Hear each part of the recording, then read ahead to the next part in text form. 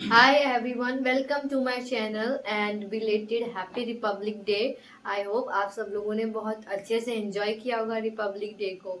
तो अभी जैसे हम लोगों की डिटेल्ड सिलेबस डिस्कशन सीरीज चल रही है, तो उसमें मैं दो पार्ट में human geography and physical geography का सिलेबस डिस्कशन कर चुकी हूँ और उसको कहाँ से कवर करना है, क्या पढ़ना है, क्या नहीं पढ़ना है, वो सब भी आपको बता चुकी हूँ। तो आज की जो मेरी वीडियो है पार्ट 3, उसमें मैं इंडियन ज्योग्राफी के बारे में आपको बताने वाली हूँ कि आपको आपका सिलेबस क्या है पूरा, और आपको बुक में से कौन से इम्पोर्टेंट चैप्टर हैं और कौन से यू कैन स्किप। ओके, तो यहाँ पे हम सबसे पहले डिस्कस करते हैं इंडियन ज्योग्राफी का सिलेबस, डिटेल्ड सिलेबस, जो कि सीयूईटी की वेबसाइट पे दिया हुआ है।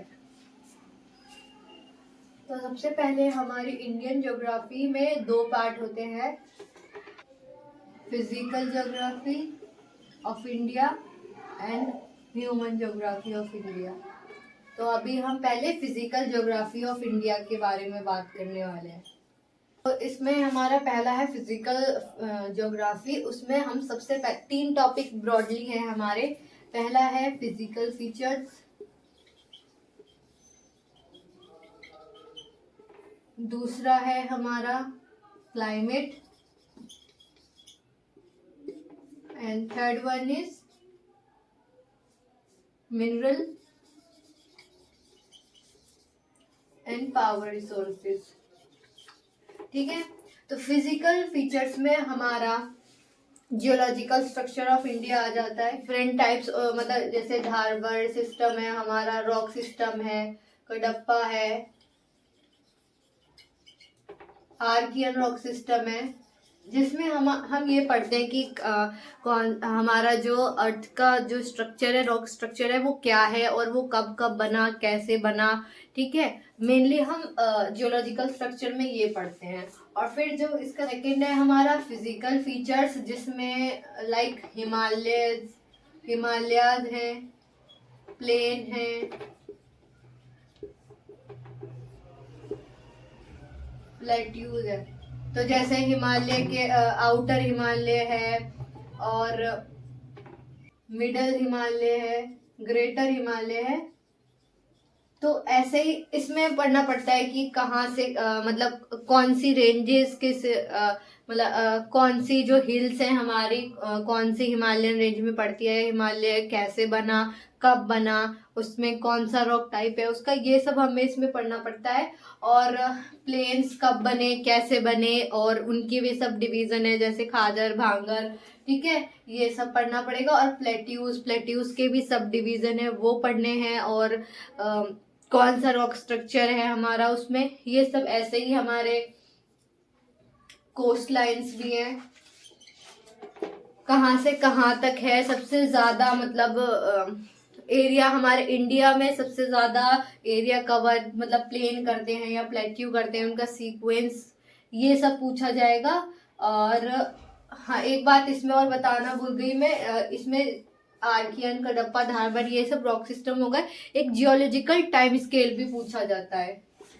तो जियोलॉजिकल टाइम स्केल में मतलब कि कौन से टाइम पीरियड में हमारा क्या चीज इवॉल्व हुआ, आई मीन कौन सा स्ट्रक्चर, कौन सा रॉक स्ट्रक्चर इवॉल्व हुआ, और रेप्टाइल्स इवॉल्व कौन से उस एरा में हुई, या फिर ऐसे बहुत सारे, मतलब आप पढ़ोगे अच्छे से उसमें समझ में आ जाएगा आपको। और अब वापस जाते हैं हमारे फिजिकल फीचर्स पे। तो इसमें कोस्ट लाइन वगैरह ये सब मैंने आपको बता दिया। और फिजिकल फीचर्स में ही एक और चीज आती है हमारी, ड्रेनेज पैटर्न। ड्रेनेज पैटर्न हमें पढ़ना है इसमें। फिजिकल ज्योग्राफी है जो हमारी सविंदर सिंह की, उसमें भी ड्रेनेज पैटर्न हमारा हम सीखेंगे। इसमें जो है स्पेसिफिकली इंडिया के बारे में, कि इंडिया में कौन सा ड्रेनेज पैटर्न कहाँ पे पाया जाता है, उसके लिए कौन सा रॉक चाहिए, रॉक स्ट्रक्चर कैसा होना चाहिए, ये सब है आपका। वो इसमें पढ़ोगे मेनली कि आपको कोई जगह दे दिया कि वो वाली मतलब वो लेक है, ठीक है, कोई सांभर लेक दे दी, तो सांभर लेक किस तरीके का ड्रेनेज पैटर्न है, तो वो सब आपको मतलब पढ़ोगे अच्छे से तो समझ में आएगा। और हमारा आ गया एक और हमारा नेक्स्ट है सॉइल, वेजिटेशन। तो सॉइल का डिस्ट्रीब्यूशन, कहाँ पे इंडिया में कौन सी सॉइल पाई जाती है, उसमें क्या क्या प्रोडक्शन किया जाता है और उसमें कौन से मिनरल्स पाए जाते हैं और किस चीज़ में डेफिसिट होता है, वो आपको ये चीज़ देखनी है। और वेजिटेशन में हमारा कि कौन सा मतलब लाइक एवरग्रीन फॉरेस्ट है या डेसिडियस फॉरेस्ट है, वो कहाँ पे इंडिया के कौन से पार्ट में चाहे पाए जाते हैं, उनके लिए कितनी रेनफॉल रिक्वायरमेंट है और कितना टेम्परेचर रिक्वायरमेंट है, तो वो सब आपको वेजिटेशन में पढ़ना होगा। तो नेक्स्ट आता है हमारा फिजिकल ज्योग्राफी ऑफ इंडिया में पार्ट आता है हमारा क्लाइमेट। तो क्लाइमेट में हमें सबसे पहले देखना पड़ेगा कि डिफरेंट सीजन्स जो हैं इंडिया के, ठीक है, सीजन्स मानसून चैप्टर, ठीक है, सीजन्स आपको देखने पड़ेंगे कि उसमें कौन से सीजन में किस चीज़ का प्रोडक्शन होता है और वही सेम चीज़ की प्रोडक्शन में कितना रेनफॉल रिक्वायरमेंट होता है, कितना टेम्परेचर रिक्वायरमेंट होता है, डिफरेंट सीजन्स कौन से होते हैं, कब से कब तक रहते हैं, ठीक है, मेनली ये हमें जानना पड़ेगा। नेक्स्ट है हमारा, इसके बाद आएगा मॉनसून। तो मॉनसून के पीछे उसका कॉन्सेप्ट्स हैं, डिफरेंट थ्योरीज एंड कॉन्सेप्ट्स, वो हमें समझने पड़ेंगे। डिफरेंट जो ज्योग्राफर ने हमारी थ्योरी दी है कि कैसे मॉनसून ओरिजिनेट होता है और वर्ल्ड में, मतलब वर्ल्ड के सीजन से या फिर ट्रॉपिक ऑफ कैंसर से क्या रिलेशन है उसका, इक्वेटर से, ITCZ से क्या रिलेशन है उसका, ये सब आपको इस चैप्टर में पढ़ेगा कि इंडिया में मॉनसून कैसे आता है, कब ऑनसेट होता है, कब मॉनसून रिट्रीट करता है, ये सब आपको इसमें पढ़ना है, ठीक है, मॉनसून में। और डिफरेंट थ्योरीज वगैरह के बारे में देख लीजिएगा। और मॉनसून में आपका इम्पैक्ट्स जो होते हैं ला नीना और एल नीनो, ये हमें पढ़ना पड़ेगा। और एक कॉन्सेप्ट और है एनसो, ठीक है, ये तीनों कॉन्सेप्ट हमें पढ़ने पड़ेंगे। इंडिया पर क्या फर्क पड़ता है, असर पड़ता है इन सब का मॉनसून पे, ये सब भी आपको पढ़ना पड़ेगा। और इसमें नेक्स्ट आ जाता है हमारा distribution of rainfall and temperature. तो जैसे थॉर्नबेट, त्रिवर्था, इन सब ने वर्ल्ड का क्लासिफिकेशन कर रखा है, क्लाइमेट क्लासिफिकेशन, ऐसे ही इंडिया का भी कर रखा है। तो हमें वो पढ़ना पड़ेगा कि इंडिया में टेम्परेचर और रेनफॉल कहाँ पे कितना पाया जाता है, क्लाइमेट वहाँ का कैसा है, किस जगह का, और जो डिफरेंट क्लासिफिकेशन कर रखे हैं उनको क्या नाम दे रखा है, ये सब मेनली इसमें पढ़ना पड़ेगा आपको, ठीक है। और इसके बाद आता है मिनरल्स एंड पावर्स के बारे में। मिनरल्स में मेनली हमारा आएगा कि where minerals are found, production सबसे ज्यादा कहाँ होता है एंड कंजप्शन सबसे ज्यादा कहाँ होता है इंडिया में, ठीक है। मेनली यही डिस्ट्रीब्यूशन वगैरह उसका देखना है कि कहाँ पे कौन सा मिनरल पाया जाता है, कन्वेंशनल, नॉन कन्वेंशनल एनर्जी क्या होती है, यही सब आपको इसमें डिटेल में पढ़ना है। यहाँ पर फिजिकल ज्योग्राफी ऑफ इंडिया में यही इतना पार्ट है। So human geography of India में हमारा सबसे पहले आएगा कल्चरल लैंडस्केप, और आता है हमारा एग्रीकल्चर, नेक्स्ट है इंडस्ट्रियल डेवलपमेंट, उसके बाद आता है हमारा ट्रांसपोर्ट, इसके बाद आता है हमारा रीजनल डेवलपमेंट प्लानिंग। तो कल्चरल लैंडस्केप में हमारा सबसे पहले हमें पॉपुलेशन के बारे में पढ़ना है। लाइक इसके बेसिक जो कॉन्सेप्ट्स होते हैं पॉपुलेशन के, ग्रोथ रेट और बर्थ रेट और क्रूड डेथ रेट, ठीक है, ये सब आप ऑलरेडी ह्यूमन ज्योग्राफी में पढ़ चुके हो। इसमें मेनली हमें ये देखना है कि इंडिया का जो पॉपुलेशन है उसका ग्रोथ कैसे हुआ और जो कहाँ की पॉपुलेशन ज़्यादा है, कहाँ की पॉपुलेशन कम है, I mean ascending descending order जो होते हैं ना डिफरेंट टाइप से, कि कहाँ पे इलिटरेट पर्सन ज़्यादा है, सबसे ज़्यादा लिटरेट पर्सनस कहाँ हैं, या फिर ग्रोथ रेट सबसे ज़्यादा कहाँ का, डेथ रेट, जो भी मतलब होते हैं जो कॉन्सेप्ट हमारे, उसको हमें इंडिया के कॉन्टेक्स्ट में देखना है कि कहाँ पे टॉप 5 कंट्रीज कौन सी हैं, लीस्ट कौन सबसे कौन सी आती है। तो ये सब हमें कॉन्सेप्ट, एक सीक्वेंस हमें कॉन्सेप्ट, तो ये सीक्वेंस हमें याद करना पड़ेगा, क्योंकि वो डायरेक्टली पूछ लेते हैं कि टॉप 5 कंट्रीज जहाँ पे लिटरेसी रेट सबसे ज्यादा है, ऐसे करके पूछ लेते हैं वो पॉपुलेशन में, ठीक है। और लाइक पॉपुलेशन की ग्रोथ कहाँ सबसे ज्यादा है, डिस्ट्रीब्यूशन कहाँ सबसे ज्यादा है, डिस्ट्रीब्यूशन भी देख लेना, और डेंसिटी सबसे ज्यादा कहाँ है, सबसे कम कहाँ है, ठीक है, ये भी आपको देख लेना है। उसके बाद हमारा सेटलमेंट भी इसी में ही आता है, एंड अर्बनाइजेशन। तो किस टाइप की सेटलमेंट कहाँ पे पाई जाती है, इसमें से बहुत ज्यादा क्वेश्चन कुछ ऐसे आते नहीं है। और अर्बनाइजेशन में हमारा क्या पूछा जाता है, हाँ, अर्बनाइजेशन में हमारा जैसे कुछ क्लासेस में बांटा होता है सिटीज को, क्लास 1, क्लास 2, क्लास 3, ऐसे करके 6 क्लासेस में। तो इंडिया में सबसे ज्यादा कौन से क्लास की सिटी पाई जाती है, ये एक सीक्वेंस है, वो बुक में दिया हुआ है, आपको वो भी रिवाइज करना पड़ेगा, क्योंकि वो भी पूछ लेते हैं, टेबल्स बनी हुई है, वो भी पूछ लेते हैं। और इतना ज्यादा आई थिंक इस वाले में नहीं डेप्थ में जाते हैं। और नेक्स्ट है हमारा एग्रीकल्चर। इसमें हमारी मेजर क्रॉप्स कौन कौन सी हैं, लाइक राइस, वीट, तो इसका प्रोडक्शन सबसे ज्यादा मतलब कौन सी स्टेट करती है, वो एक सीक्वेंस, और कंजम्पशन सबसे ज्यादा कहाँ पे होता है, मेजर क्रॉप्स जो हैं, और कौन कौन सी होती हैं, और कौन से सीजन में इंडिया में कौन सी क्रॉप होती है, ये एग्रीकल्चर में आपका सारा पोर्शन कवर होगा। और ग्रीन, इसमें सबसे इम्पोर्टेंट पार्ट है हमारा ग्रीन रेवोल्यूशन,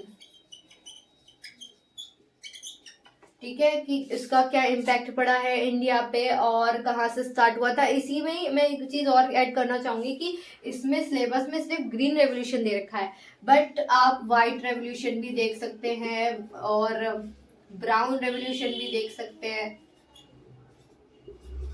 कि इस मतलब व्हाइट रेवोल्यूशन का मतलब क्या है, ग्रीन रेवोल्यूशन का मतलब क्या है, कि व्हाइट रेवोल्यूशन को मतलब मिल्क की सेक्टर में जो रेवोल्यूशन हुआ है उसे व्हाइट रेवोल्यूशन कहते हैं, ऐसे ग्रीन रेवोल्यूशन हमारा क्रॉप्स के लिए है।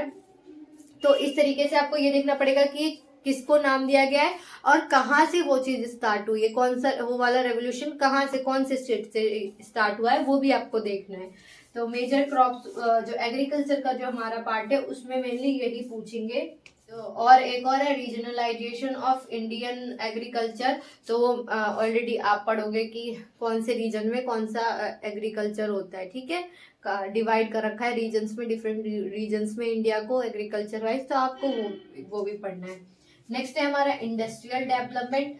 तो इंडस्ट्रीज में इस बार क्वेश्चन ये आए थे, पहले ये मतलब मुझे लगा था कि इतना इम्पोर्टेंट नहीं है, बट मैंने इस बार देखा पेपर में कि इसमें से भी काफी क्वेश्चन पूछ रखे थे कि कौन सी मतलब आयरन एंड स्टील इंडस्ट्री है मानो, तो नाम दे दिए आपको, कौन सी जगह वो है, कौन सी स्टेट में है या कौन से डिस्ट्रिक्ट में है, मेनली वो पूछ लेंगे। और सबसे पहली इंडस्ट्री कब एस्टेब्लिश हुई, कहाँ एस्टेब्लिश हुई, ये सब आपको इसमें पूछ लेते हैं।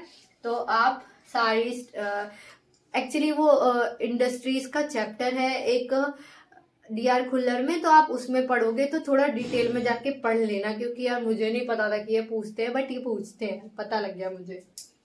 नेक्स्ट टॉपिक है हमारा ट्रांसपोर्ट। तो ट्रांसपोर्ट इतना इम्पोर्टेंट मुझे लगा नहीं, बट चांसेस है कि हाँ आ सकता है, तो एक बार आप उस चैप्टर पे नजर मार लें। तो जो जैसे हमारे गोल्डन क्वाड्रिलेटरल रूट्स वगैरह है, ये एक बार थोड़ा इनको देख लेना, ये कौन सी सिटी से किस सिटी को कनेक्ट करता है, ठीक है। नेक्स्ट है हमारा रीजनल डेवलपमेंट प्लानिंग। तो इसमें हमें मेनली जो रीजनल डेवलपमेंट प्लानिंग है उसमें हमें देखना है मेनली कि ग्लोबलाइजेशन का हमारी इंडियन इकोनॉमी पे क्या असर पड़ रहा है, एक ये चीज हमें देखनी है।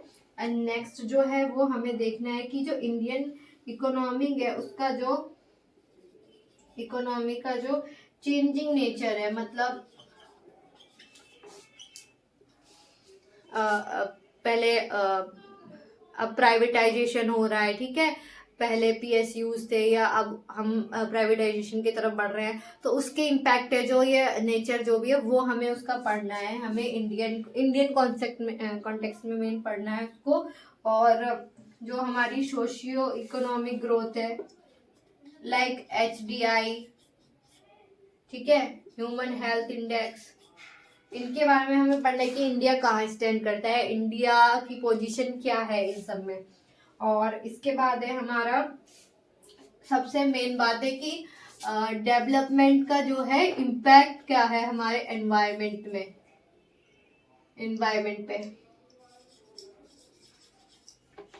Impact of development on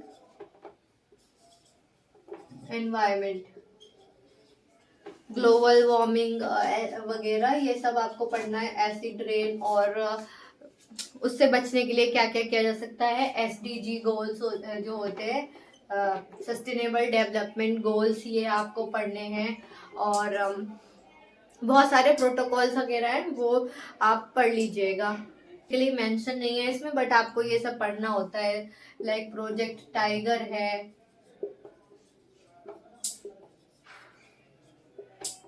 Ramsar convention है आपका, ठीक है,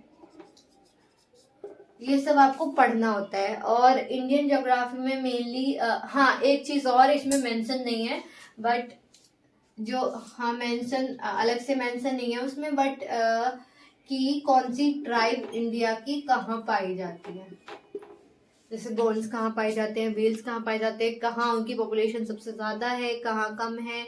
और ऐसे ही द्रविडियंस कहाँ पाए जाते हैं, ठीक है। ऐसे ही आपको ये सब याद कर लेना है। बाकी इसमें मेरे ख्याल से कम यहीं पे ख़त्म होता है आपका इंडियन ज्योग्राफी का पोर्शन, यही है। पूरी बुक पढ़ोगे आप, मैं बताती हूँ कि आपको कहाँ से पढ़ना है, ठीक है। तो हम अब बात करते हैं इंडियन ज्योग्राफी की बुक लिस्ट की, कहाँ से पढ़ना है। तो जो NCERTs जो पढ़नी है वो मैं आपको अपनी एक वीडियो में बता चुकी हूँ, और उसमें आप चेक कर लेना अच्छे से, वो पूरी ही पढ़नी है। मेन बुक जो आती है हमारी, वो आती है हमारी ये वाली बुक DR खुल्लर की। पहले मैं माजिद हुसैन भी पढ़ चुकी हूँ, बट वो मुझे सफिशिएंट नहीं लगी थी। ये बुक मुझे बहुत बेस्ट लगी, आई विल रिकमेंड कि आप यही बुक पढ़ना। और इसमें कौन से चैप्टर्स पढ़ने हैं, कौन से छोड़ने हैं, वो मैं आपको अभी देख के बताती हूँ।